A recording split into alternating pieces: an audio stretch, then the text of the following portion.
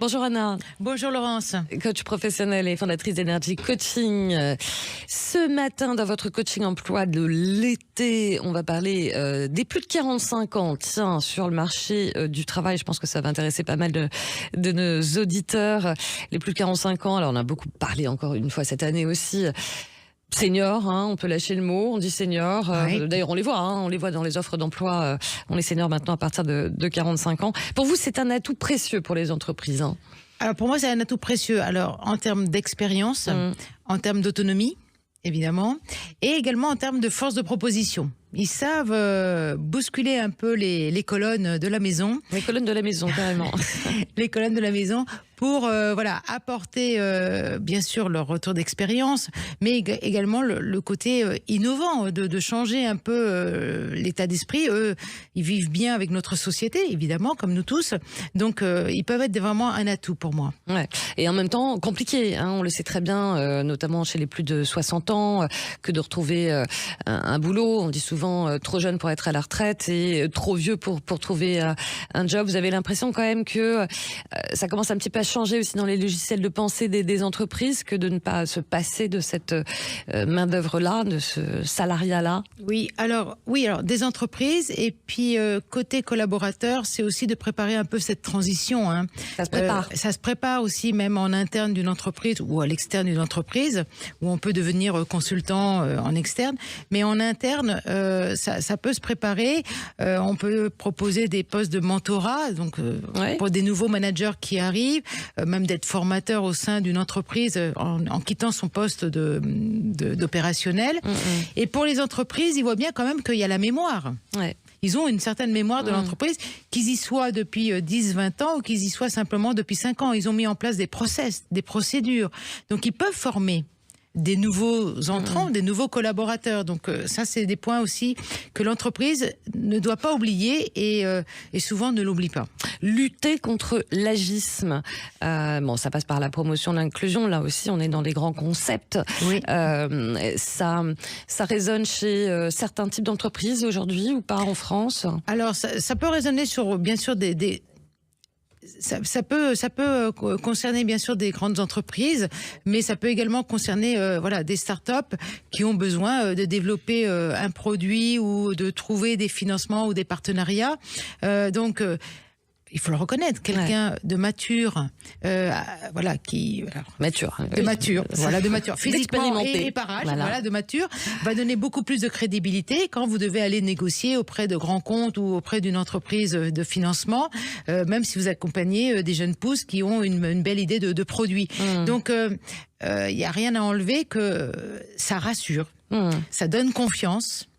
On se dit que ça a été pensé et repensé. Je ne dis pas que les jeunes pensent moins bien, mais ça donne une carte de visite de crédibilité. Et puis ça passe peut-être dans certaines entreprises, c'est cette lutte contre l'agisme, parce que c'est le mot, quoi, par des aménagements aussi de postes, d'horaires, qu'est-ce que vous en pensez là? Je vous sens un petit peu sceptique. Oui, non. C'est vrai qu'il faut prendre en compte, si, physiquement, ou s'il y a, un souci qui fait qu'il y a besoin d'aide ou de soutien par rapport à la pénibilité aussi. La pénibilité. S'il y a du télétravail qu'il faut mettre en place. Et bien sûr, on pense, c'est vrai, souvent à des postes de bureau, mais pas autant de postes plus opérationnels sur le terrain, de chantier ou d'autres. Oui, il y a sûrement des aménagements. C'est pour ça que je pense au côté formateur. Ça peut être des très bons formateurs sur le terrain.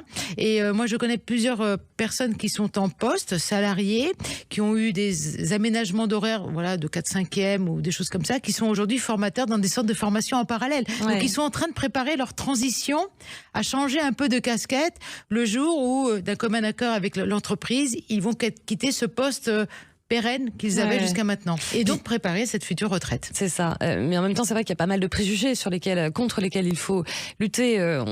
Pour beaucoup d'entreprises ou même de plus jeunes, les plus de 65 ans ou les plus de 60 ans ou 55 ans, seraient un petit peu, on va dire, totalement largués par les nouvelles technologies. Ça, c'est la fracture numérique, ça revient aussi souvent. Ils sont dépassés, incompétents et moins rentables par rapport aux nouvelles technologies. Ah oui, alors moins rentables, plus chers aussi, il faut le dire. Ils ont aussi cet a priori qui est au-dessus de leur tête. Après, à eux aussi de montrer, alors en dehors du salaire, mais surtout de montrer qu'ils sont vraiment à la page des actualités. Aujourd'hui, quand on voit des personnes de 50 ans, 60 ans, la plupart utilisent les outils numériques aussi bien et parfois des fois voire mieux que certains jeunes. Alors, pas tous, hein. Pas tous, mais je veux dire, je pense que typiquement un PowerPoint, quelqu'un de 50 ans, 60 ans, c'est sûrement mieux l'utiliser qu'un jeune qui l'utilise pas. Il va utiliser Canva parce que tout est automatisé. Même les outils IA, moi je connais beaucoup de personnes seniors qui sont en train de se former et l'utilisent au quotidien. Donc et des outils sur les chantiers, on parlait des chantiers du BTP par exemple. Voilà, aujourd'hui il y a beaucoup plus de robotisation. Ils ont été formés pour l'utiliser.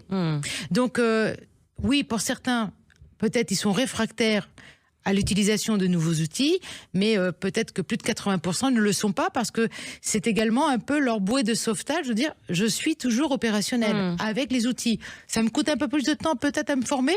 Pas tous, certains, ils l'admettent, mais ils se forment.